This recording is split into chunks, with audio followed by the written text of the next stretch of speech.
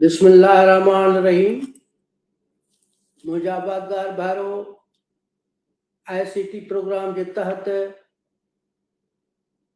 जीअं त हफ़्तेवार प्रोग्राम मुख़्तलिफ़ सेंटरनि तां नशर थींदा आहिनि। इन्हनि प्रोग्रामनि जो मक़सदु इहो आहे त सिंध जे आबादगार भाउ खे जदीद नॉलेज पहुचाइजे। उन सां गॾोगॾु आबादगार भाउ जा जेकी बि ज़रई मसाइल आहिनि उन्हनि ते डिस्कस करणु। उन लाइ हर सूमर ॾींहं ते ही प्रोग्राम हैदराबाद ICT सेंटर तां नशर थींदो आहे। अहिड़े नमूने हर अंगारे ते लाड़काना डिवीज़न यानी लाड़काना सेंटर तां ही प्रोग्राम नशर थींदो आहे।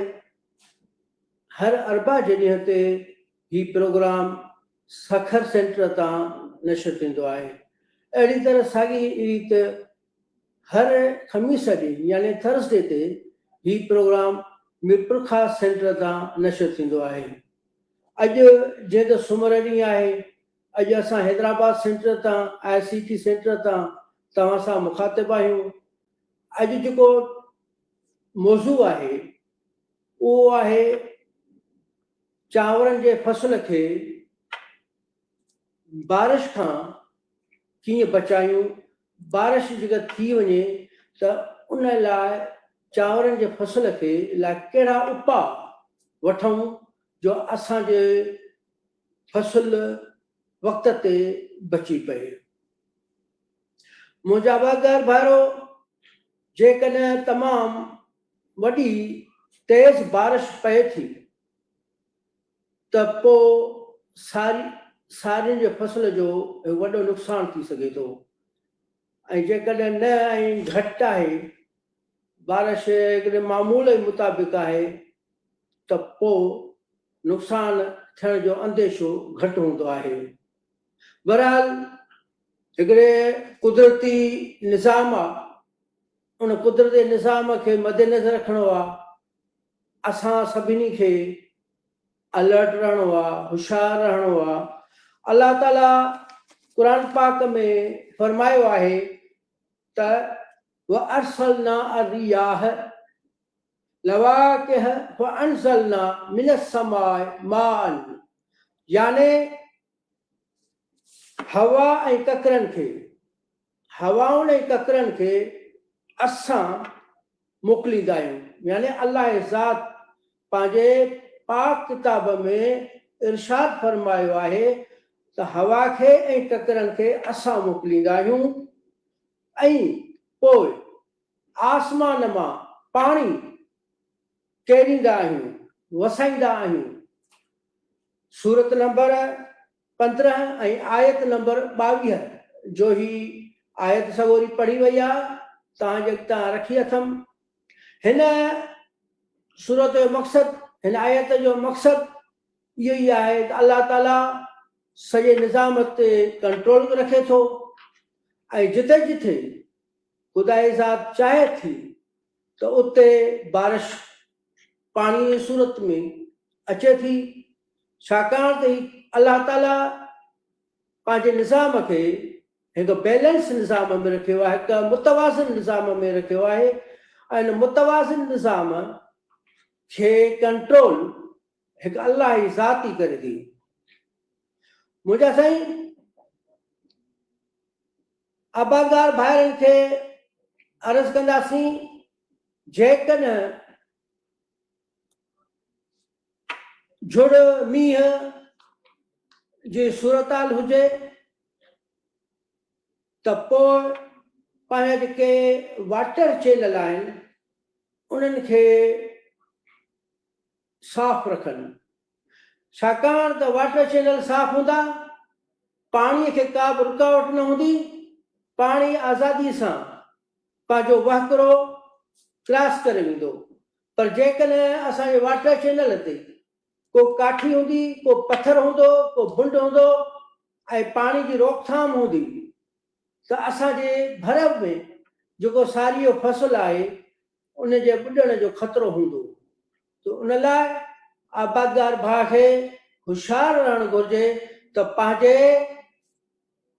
वाटर चैनल्स खे साफ़ सुथरो रखे। उन खां अलावा असांजे आबादगार भाउ खे पंहिंजा जेके वाटर जा बंद आहिनि उन्हनि खे बि चेक करे आया किथे कमज़ोर बंद त न आहे। जेकॾहिं कमज़ोर बंद आहे त उनखे मज़बूत करे। असांजो आबादगार भाउ थोरी लापरवाही कंदो आहे ऐं थोरी लापरवाही करे तमामु काफ़ी नुक़सानु खाई वेंदो आहे।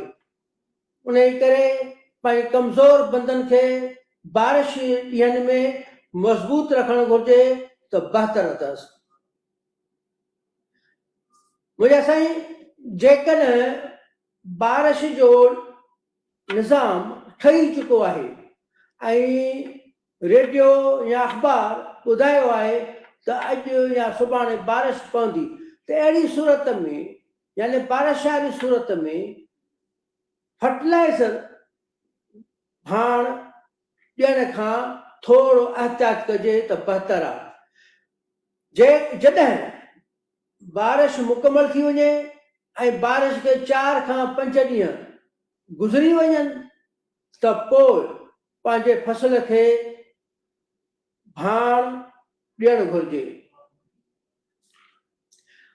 इन खां अलावा मुंहिंजा आबादगार भाइरो, जेकॾहिं बारिश थी वई पर तव्हांजे ॿनीअ में तव्हांजी फील्ड में पाणी वधीक मौजूदु आहे त उनखे कोशिशि करे ड्रेन आउट करणु घुरिजे त वक़्त ते त फ़ाइदो अथसि।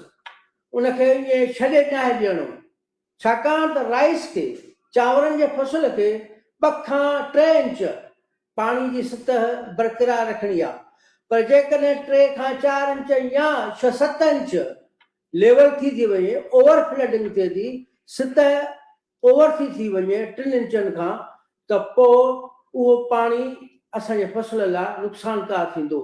बहितर आहे 2 खां 3 इंच सतह ताईं असां पंहिंजे राइस खे, पंहिंजे चांवरनि जे फसल खे पाणी बरक़रार रखूं 2 खां 3 इंच। जेकॾहिं किथे किथे बारिश जे करे फसल किरी पवंदो आहे, घणी बारिश पवंदी आहे फसल किरी पवंदो आहे, अहिड़ी सूरत में आबादगार भाउ खे असां अर्ज़ु रखंदासीं, असीं गुज़ारिश कंदासीं त इहो पाणी यकदमि ड्रेन आउट करे कढी वठे, उन लाइ कोशिशूं वठे। उन लाइ भरिसां को मोटर हुजेसि त मोटर रखे, मोटर ते पाणी कढे त बहितर अथसि।